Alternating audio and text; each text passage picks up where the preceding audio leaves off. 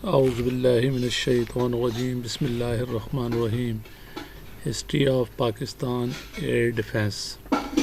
آزادی کے بعد صرف 2 اینٹی ایئر کرافٹ پاکستان کے حصے میں آئیں۔ پاکستان آرٹلری کے ساتھ مل کر ان یونٹوں کا نام تبدیل کر کے 5 ہیوی اینٹی کرافٹ اور 6 light anti aircraft regiment میں شامل کیا گیا۔ 5 heavy anti aircraft regiment اپنے وقت کی سب سے تکنیکی اور نفیس یونٹ تھی۔ یہ اس وقت کی حامد ریجیمنٹ تھی جس میں 18 کلومیٹر تک کور کی حدود کے ساتھ 3.7 ریڈار کنٹرول گنیں تھیں۔ یہ خود بخود 22,000 فٹ پر موسم کی فضائی مداخلتوں کو حاصل کرنے، باخبر رکھنے، کمپیوٹرنگ اور تباہ کرنے کے قابل تھا۔ چونکہ PAF کو بھی ابھی تک نہیں بنا تھا، لہٰذا پاکستان میں ایئر ڈیفنس کا اڈا 5 heavy anti aircraft regiment نے رکھا تھا۔ لہٰذا اس یونٹ کا فطری طور پر باپ آف نیشن قائد اعظم محمد علی جناح نے 21 فروری 1948 کو ان کی معائنہ کرنے والی مسلح افواج پاکستان کی پہلی اکائی ہونے کے انوکھے اعزاز کے لیے منتخب کیا گیا تھا۔ ابتدائی سال 1947 سے 71 مختصر رینج اینٹی ایئر ڈیفنس ہتھیاروں کی محدود شمولیت کے نتیجے میں 1971 کی جنگ میں اینٹی کرافٹ کی قابل ستائش کارکردگی رہی۔ اس کے بعد اینٹی ایئر کرافٹ کو 51 طیاروں کے ساتھ تسلیم کیا گیا۔ 23 ڈاکی ایئر فیلڈ پر 6 light anti aircraft regiment اب 6 لائٹ ایئر ڈیفنس ریجیمنٹ کے ذریعے گولی مار دی گئیں۔ دشمن پھیلنے پر اینٹی ایئر کرافٹ آر کا انعقاد ایک آرمی ایئر ڈیفنس بریگیڈ یعنی 3 آرمی ایئر ڈیفنس بریگیڈ کے طور پر کیا گیا تھا، جس میں 12 ex light anti aircraft regiment, 2 ex SP light anti aircraft regiment, 3 heavy anti aircraft regiment اور 2 ایکس انڈیپینڈنٹ شامل تھے۔ لائٹ اینٹی ہوائی جہاز کی بیٹریاں، ان میں سے ایک ex light anti aircraft regiment کو مشرقی پاکستان میں تعینات کیا گیا تھا۔ قابل ذکر کارکردگی بریگیڈیئر اس وقت کے لیفٹیننٹ کرنل محمد افضل SJ مرحوم کے تحت مشرقی پاکستان ڈھاکہ میں تعینات 6 light anti aircraft regiment کی تھی۔ یونٹ نے 23 ہوائی دستہ کاری کو تباہ کر دیا اور اسے 4X SG سے نوازا گیا۔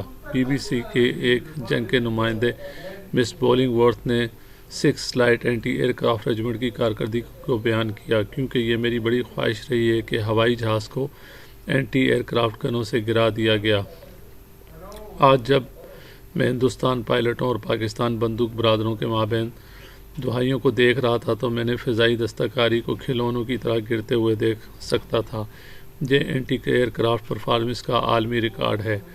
پاکستان میں اپنی ہوائی جہاز کی نمو کو PAF اور آرٹلری کی ترقی کے لیے منسوب کیا گیا تھا، تاہم ایئر ڈیفنس میں اس کی ضرورت اور اہمیت 1948 میں ہونے والے تنازع کشمیر کے ذریعے اجاگر کی گئی تھی، جس کے نتیجے میں کچھ زیادتی ہوئی تھی۔ 1965 کی جنگ میں بھی موافق ہوا کی صورتحال کے باوجود زمینی بنیادی پر فضائی دفاعی ہتھیاروں کی اہمیت اور کمی کو واضح طور پر سامنے لایا گیا۔ اینٹی ایئر کرافٹ کو 1965 میں دشمن کے 49 ہوائی جہازوں کو گولی مارنے کا اعزاز حاصل ہوا۔ منتقلی 1971 سے 84 وار 1971 وار کی جنگ نے اینٹی ہوائی جہاز کی تنظیم اور ترقی میں عدم توازن کو ایک بار پھر اجاگر کیا۔ Anti aircraft commandant headquarter 1975 میں پاکستان میں تمام اینٹی ایئر کرافٹ یونٹوں کے آپریشنل ملازمت میں ہم آہنگی کے لیے بڑھایا گیا تھا۔ اینٹی ایئر کرافٹ کے وجود کے 28 سال بعد اب اینٹی ایئر کرافٹ افسران کے ذریعے آپریشنل کوآرڈیننس ہونا تھا۔ پہلے جنرل آفیسر کی commanding major general Iftikhar Muhammad نے نگرانی کے تصور کو تیار کر کے اور 1947 کے بعد پہلا ایئر ڈیفنس سسٹم لگا کر یعنی اینٹی ایئر کرافٹ کی منظم اور پیشہ ورانہ مہارت ترقی کی معاشیتی استحکام کے ماحول میں یہ ایک بہت بڑا حصہ تھا۔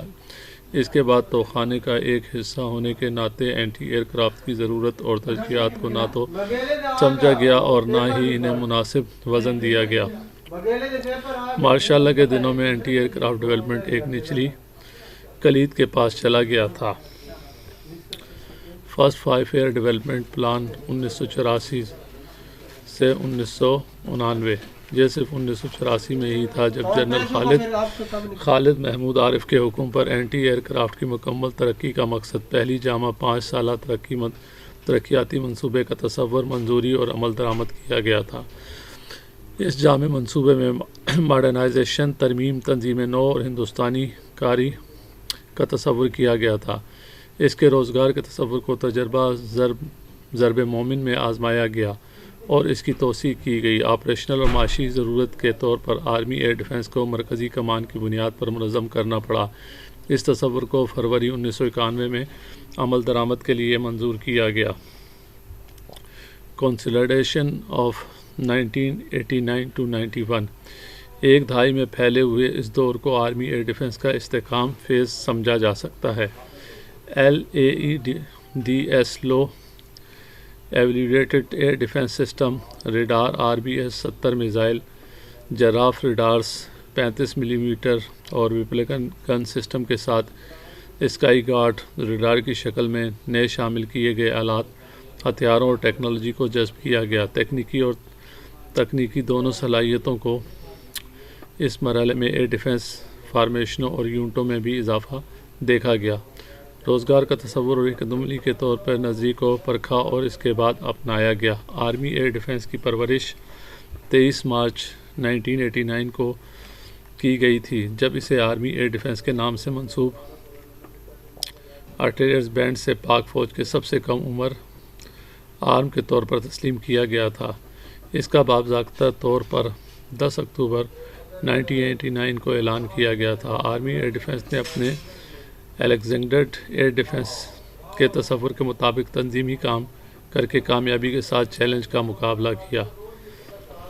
سال 2000 کے بعد چونکہ آرمی ایئر ڈیفنس ایک متحرک بازو ہے اور اس کو تیزی سے بدلتی ہوئی ٹیکنالوجی اور ہمیشہ بدلتے ہوئے ہوائی خطرات کو جاری رکھنا پڑتا ہے، لہٰذا ایئر ڈیفنس یونٹوں کی تنظیم نو، انتخابی جدید کاری اور نئے ہتھیاروں اور سامان کی شمولیت پر مبنی ایک نیا ایئر ڈیفنس تصور تیار کیا گیا۔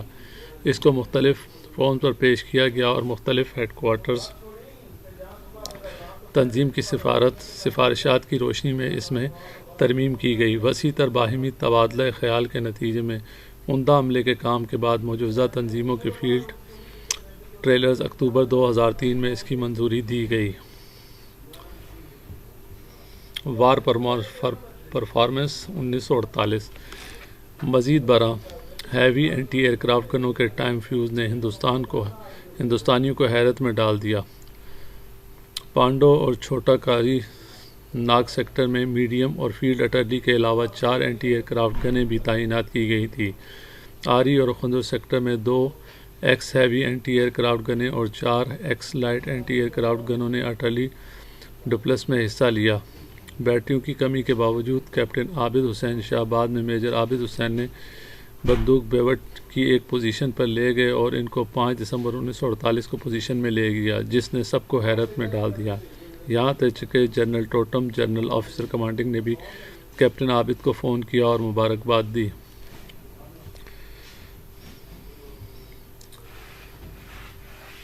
ان بندوقوں نے کبھی بھی ہندوستانی بحری جہازوں کو اس علاقے میں داخل ہونے اور تصویر لینے کی اجازت نہیں دی۔ اینٹی ایئر کرافٹ گنرز کی کارکردگی اگرچہ نہ ہونے کے برابر بھی تھی، آل تمام زاویوں سے قابل تحسین رہی۔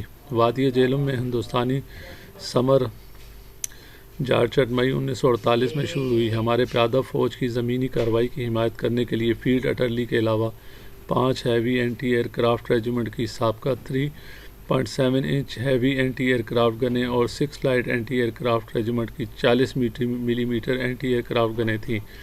فیلڈ ارٹلری کی فائر پاور کو بڑھانے کے لیے زمینی کردار میں ملازم تعینات بھی واضح ہے کہ مختلف مقامات پر یہ اینٹی ایئر کرافٹ گنیں زیادہ کارگر ثابت ہوئی تھیں۔ براہ راست فائر اور ہتھیاروں کی بنیاد رکھنا 1965 کی جنگ 132 بیٹری راوی پل، 133 battery Kala ordnance depot, 134 battery Chenab پل، 135 بیٹری جہلم پل، 29 light anti aircraft regiment بھی اسی طرح بکھرے ہوئے تھے، 112 بیٹری راوی پل، 111 بیٹری کھاریاں، 110 بیٹری چناب پل اور 109 بیٹری جہلم پل۔ اگست میں 110 اور 111 بیٹریاں 6 منتقل ہو گئیں اور کمانڈر 4 کور اٹرلی کے تحت آئیں۔ ستمبر 111 کو بیٹری 4 کور اٹرلی کے ساتھ سیالکوٹ منتقل ہو گئی۔ 110 بیٹری 7 ڈویژن کے ساتھ رہی اور 10 ستمبر کو 109 بیٹری جہلم پل سے منتقل ہوئی اور 11 ڈویژن میں شامل ہو گئی۔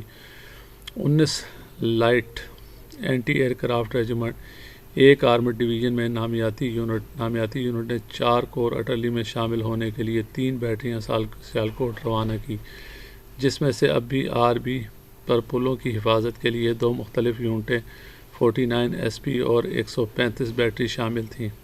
روہی لالا روڈ، قصور، کھمکیر light anti aircraft regiment اور 20 light anti aircraft regiment واحد اینٹی ایئر کرافٹ یونٹیں تھیں، جسے سابقہ ماڑی پور اور بعد میں سرگودا ایئر بیس میں مندرجہ ذیل طور پر 13 لائٹ اینٹی کرافٹ ریجیمنٹ تعینات کیا گیا تھا۔ 14 battery Sargodha base, 20 battery Peshawar air base اور 33 بیٹری چسر air 5 light anti aircraft regiment نے 18 بیٹری بدین اور 12 بیٹری کورنگی کریک بھیجی تھی۔ 6 ستمبر 33 battery 36 light anti aircraft regiment Kala سے سرگودا ایئر بیس میں منتقل ہوئی اور commandant 20 light anti aircraft regiment کے تحت آئی۔ سرگودا کے پاس اب 3 مختلف ریجیمنٹ سے 5 بیٹریاں تھیں۔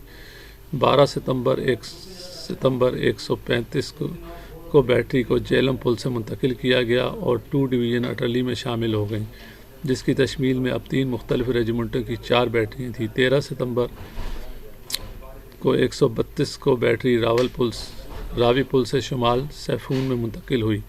یہ بات تسلیم کی گئی ہے کہ اینٹی ایئر کرافٹ یونٹوں کی کمی کی وجہ سے کچھ گروپ بندی کی ضرورت تھی اور کچھ اقدام تدابیر کی مجبوریوں کے ذریعے انجام دیا گیا تھا۔ اس کے باوجود 13 ستمبر تک حاصل کردہ مکمل ہوج پوج صرف دور اندیشی کی کمی کی وجہ سے ہی قرار دیا جا سکتا ہے۔ کمانڈر ڈھانچے میں خلل کے باوجود اینٹی ایئر کرافٹ یونٹوں کی کارکردگی قابل ستائش تھی۔ ہمارے طیارہ شکن توپوں کا سامنا کرنے پر ہندوستانی طیارے شاذ و نادر ہی کسی حد تک درستگی کے ساتھ اپنا حملہ دباتے۔ لڑائی کے دوران تقریباً 30 طیاروں کو گولیوں کا نشانہ بنے۔ لاگت کی تاثیر کے حوالے سے Bharat anti aircraft artillery یونٹوں سے اپنی کمائی سے زیادہ حاصل کیا۔ اینٹی ایئر کرافٹ یونٹیں اپنے کردار کی بنیاد پر اگرچہ ضرورت ہوئی تو ذیلی اکائیوں کے طور پر بھی کام کر سکتی ہیں، تاہم کمانڈر ڈھانچے کو مکمل طور پر نظر انداز کرنے میں ان کے عزم کا کوئی وجود نہیں ہے۔ کسی بھی فوجی تنظیم کو آپریشنل کارکردگی میں قائدانہ قربت ایک طاقت کا عنصر ہے۔ اس عنصر کو ختم کرنے کے لیے یونٹ کو اتنی طاقت سے محروم کرنا ہے۔ 1965 کی جنگ میں بھی اینٹی ایئر کرافٹ یونٹیں واقعی میں تقریباً یونائٹڈ نیشن پاگل پن چھوڑ کر بکھر گئے تھے۔ وار 1971 حوالہ جات 1971 میں اینٹی ایئر کرافٹ اٹرلی وسائل درجہ ذیل پر مشتمل تھے۔ کراچی میں پاک فضائیہ کی تنصیبات اور نیول ڈاک یارڈ کے دفاع کی ذمہ داری 3 anti aircraft brigade, anti aircraft unit, field فارمیشنوں کو نامیاتی کمانڈ، لاجسٹک ایریا کے تحت اینٹی ایئر کرافٹ مجاہد کمپنیاں، اینٹی ایئر کرافٹ وسائل اور ان کی تنصیبات کی تعداد کے لیے ناکافی تھیں، جن کی سلامتی جنگ میں کامیاب مقدمہ بازی کے لیے ضروری تھی۔ ہوائی تنصیبات بالکل درست اعلیٰ ترجیحات حاصل کیں۔ اس کے بعد نیول ڈاک یارڈز اور کچھ اہم پل آئے۔ تیل کی تنصیبات اور ریلوے بڑی حد تک غیر محفوظ ہیں۔ کچھ کو مجاہد ذیلی یونٹ دیے گئے جن کا ساز و سامان خراب تھا اور جن کے اہلکار پپوندی سابق فوجی تھے۔ 4 دسمبر سے ہندوستانی فضائی حملوں کی توجہ ریلوے انجنوں اور تیل کی تنصیبات پر مرکوز تھی۔ اینٹی ایئر کرافٹ یونٹوں میں برطانوی، امریکی اور چینی ساز و سامان کا مرکب تھا۔ زیادہ تر سامان دوسری جنگ عظیم کا تھا۔ ایک ہندوستانی website www.bharat-raksha.com ISSC history music 1971 کے مطابق اس کے باوجود معذور ہوائی جہازوں کے یونٹ عدالتی طور پر کام کرتے تھے اور بہادری سے لڑتے تھے۔ زمینی آگ سے 48 لوسز نقصان کے مقابلے میں ہوا، اس سے لڑنے والے 30% نقصان کے مقابلے میں ہوا۔ علامت: اس نشان کو سال بڑھانے کے ساتھ ساتھ school of army air defence کے نام سے بھی لکھا ہوا ہے۔ ایئر ڈیفنس گن بیرل کے ساتھ ملنے والی سطح پر ایئر میزائل اور ایک قلم اعزاز کے حصول میں ایئر ڈیفنس یعنی علم کی مثال فضیلت اور اس کا اطلاق کا بال نشان دکھانا ہے۔ دشمنوں کو ہوائی جہازوں اور ہیلی کاپٹروں کی فہرست۔ آرمی ایئر ڈیفنس کے ذریعے تباہ شدہ دشمن ایئر کرافٹس اور ہیلی کاپٹروں کی فہرست۔ 1965 پاکستان نے 110 طیارے مارنے کا دعویٰ کیا، ان میں سے 32 کو اینٹی ایئر کرافٹ گنرز نے گولی مار کر ہلاک کیا۔ 1971 پاکستان کا دعویٰ ہے کہ 104 ایکس طیارے مار گرائے گئے، جنہیں 39 ٹی آگ سے گولی مار دی گئی۔ مشرقی پاکستان کے نصف سے زیادہ سیاچین میں تعیناتی اکتوبر 1995 سے 1997 تک مجموعی طور پر 17 ہندوستانی ہیلی کاپٹر تباہ ہو گئے، جن میں سے 4 کنفرم ہٹ ہیں۔